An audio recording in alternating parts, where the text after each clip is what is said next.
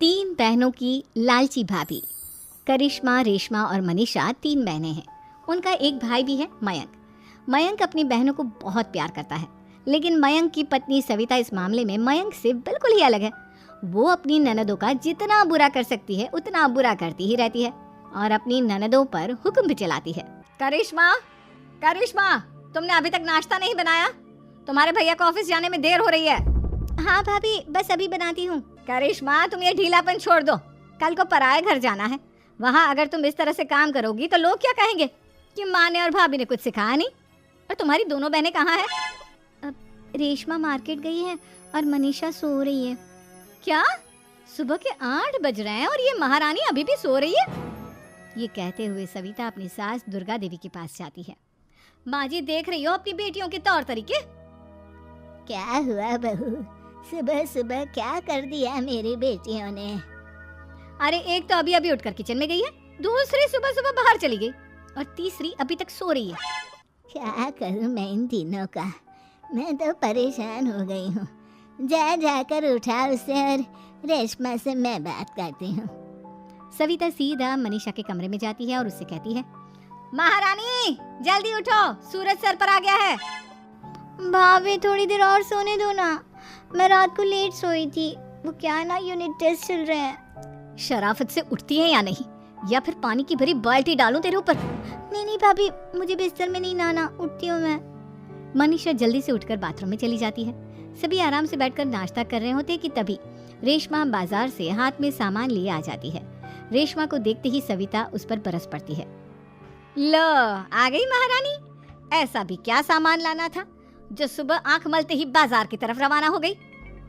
भाभी, कल आप ही तो चीख रही थी कि घर का सारा सामान मुझे ही लाना पड़ता है, घर में किसी को भी किसी काम से कोई लेना देना नहीं है। अब मैं बाजार जाकर सामान ले आई तो आपको इस बात से भी तकलीफ हो रही है? देख रही हो माँ जी, अपनी बेटी की जुबान कैंची से भी तेज चलती है। और मयंक, आप तो कुछ कहेंगे नहीं अपनी लाडली बहन को? रेशमा, अपनी भाभी से ऐसे बात नहीं करते। चलो माफी मांगो। भैया, मैं क्यों माफी मांगू? आप भाभी से बोलिए ना कि हम पर कम हुक्म चलाया करे। हम इस घर की बेटियां हैं और आपकी पत्नी की ननद है, नौकरानी नहीं। लो कर लो बात। इनकी भलाई के लिए कुछ भी बोलो तो इन्हें बुरा लग जाता है। इस घर में यही इज्जत है मेरी। देख लो माँ जी, आपकी बेटी किस लहजे में मुझसे बात कर रही है। सविता वहाँ से चली जाती है। मयंक को बहुत गुस्सा आता है, वो भी वहाँ से चला जाता है। फिर करिश्मा रेशमा को समझाती है, रेशमा, तुम्हें भाभी से माफी मांग लेनी चाहिए थी ना। लेकिन दीदी, मैंने कुछ किया ही नहीं, तो मैं माफी क्यों मांगू? हाँ रेशमा दीदी जैसे ही घर में आई, भाभी ही उन पर चिल्ला रही थी। हाँ, मैं मानती हूँ कि गलती भाभी की थी। मैं तो इसलिए बोल रही हूँ कि भाभी ने माँ को तो पूरी तरह अपने वश में कर लिया है। वो हमारी बात सुनती ही नहीं। मयंक भैया हमारे लिए हमेशा खड़े रहते हैं, इसलिए उनकी बात का मान तो तुम्हें रखना चाहिए था ना। कोई फायदा नहीं दीदी, कुछ दिनों की बात और है, भाभी उन्हें भी हमारे खिलाफ भड़का देंगी।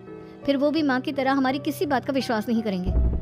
इसी तरह सविता अपनी तीनों ननदों को किसी न किसी बात पर परेशान करती रहती थी। एक दिन मयंक अपनी तीनों बहनों के लिए गिफ्ट लाया।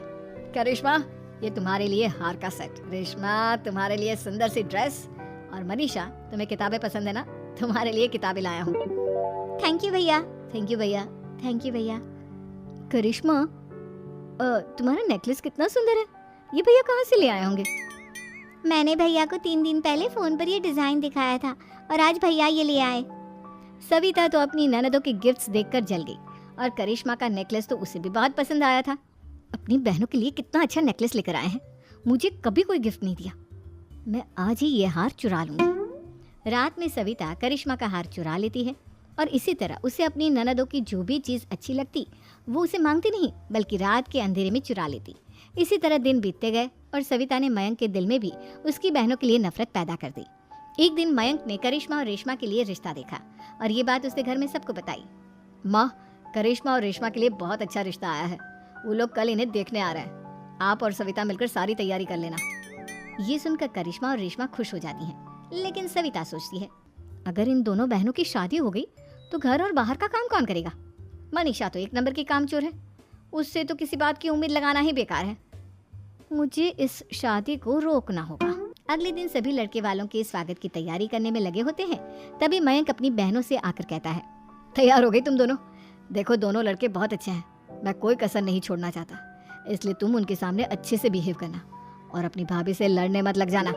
करिश्मा, तुम वो नेकलेस पहन लो ना जो मैं तुम्हारे लिए लाया था। भैया मैं बहुत देर से वो नेकलेस ढूंढ रही हूँ लेकिन मुझे मिल ही नहीं रहा। क्या तुमने नेकलेस खो दिया? तुम्हें पता भी है वो कितना महंगा था? तुम कोई काम ढंग से नहीं कर सकती। मयंक गुस्से में वहां से चला जाता है। थोड़ी देर बाद लड़के वाले भी आ जाते हैं। वो दोनों बहनों को पसंद कर लेते हैं और रिश्ता पक्का हो जाता है। लेकिन सविता के दिमाग में तो कुछ और ही खिचड़ी पक रही थी। वो पंडित जी के पास करिश्मा की कुंडली लेकर जाती है और उन्हें पैसे देकर करिश्मा की कुंडली बदलवा देती है। जब लड़के वालों के पास करिश्मा की कुंडली जाती है तो वो दुर्गा को फोन करते हैं। बहन जी, हमने करिश्मा की कुंडली अपने पंडित जी को दिखाई थी। आपकी बेटी की कुंडली नहीं बल्कि दोषों का पिटारा है।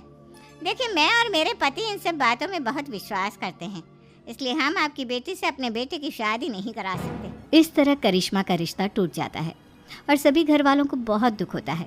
अब कविता सोचती है, चलो करिश्मा का तो रिश्ता टूट गया, अब रेशमा का भी रिश्ता तोड़ना है। क्या करूं क्या करूं?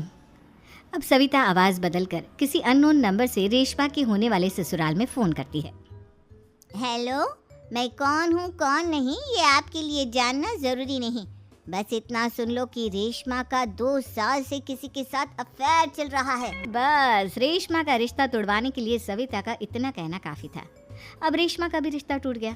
मयंक और दुर्गा देवी ने रेशमा को खूब खरी खोटी सुनाई और उससे बार बार उस लड़के के बारे में पूछने लगे। आप दोनों मुझे क्यों परेशान कर रहे हो? अरे कोई लड़का होगा मेरी लाइफ में तो मैं बताऊंगी ना। जब कोई है ही नहीं तो कहाँ से लाऊं मैं कोई लड़का? तो तेरे होने वाले ससुराल वालों को फोन किसने किया था? माँ मैं नहीं जानती किसने फोन किया था, मैं सच कह रही हूँ। मैं तो पहले ही कह रही थी इसकी लगाम खींच कर रखो, लेकिन मेरी सुनता ही कौन है? आप चुप रहिए भाभी, ये सब आपका ही किया धरा है। अब तीनों बहनों को विश्वास हो जाता है कि ये सब उनकी भाभी ही कर रही है। तीनों बहनें अपनी भाभी को सबक सिखाने के लिए एक वकील कर लेती है और घर में हिस्सा मांगना। देखो भैया, माँ बाप की जायदाद में जितना बेटों का हक होता है उतना ही बेटियों का, इसलिए इस घर के 4 हिस्से होंगे और हमें अपना हिस्सा चाहिए। मैंने तुम्हारे लिए क्या क्या नहीं किया और तुम इस घर में हिस्सा मांग रही हो? भैया, आप और माँ हम बहनों की कोई बात नहीं सुनते हो और भाभी हमारी शादी नहीं होने देगी क्योंकि उन्हें लगता है कि आप हमारी शादी में ज्यादा पैसा लगाओगे और उन्हें हम जैसी फ्री की नौकरानी कहाँ मिलेगी। तो हम भाभी के साथ तो रह नहीं सकते, हम बहनों को अपना हिस्सा चाहिए। अरे तुम्हें शर्म आनी चाहिए अपनी भाभी पर ऐसा इल्जाम लगाते हुए। वो तुम्हारे बारे में कितना सोचती है। हाँ माँ, भाभी हमारे बारे में बहुत सोचती है। दिन रात बस यही सोचती रहती है कि किस तरह से अपनी तीनों ननदों को परेशान करूं और कभी मुझे पढ़ने भी नहीं देती। दोनों बहनों का रिश्ता भी तो इन्होंने ही तोड़वाया है और रात में हमारे कमरे में आकर हमारी चीजें भी चुराती हैं। इसी तरह सविता की तीनों ननदें अपनी बात पर अड़ी रही। अब कोर्ट में तारीख भी शुरू हो गई। जब सविता को लगा कि उसकी तीनों ननद इतनी आसानी से नहीं मानने वाली तो उसने अपने पति और सास को सारी सच्चाई बता दी और अपनी तीनों ननद से माफी मांगी। मयंक और दुर्गा को भी अपनी गलती का एहसास हो गया। अब सविता खुद करिश्मा और रेशमा के लिए अच्छा रिश्ता ढूंढती है और उनकी शादी करवा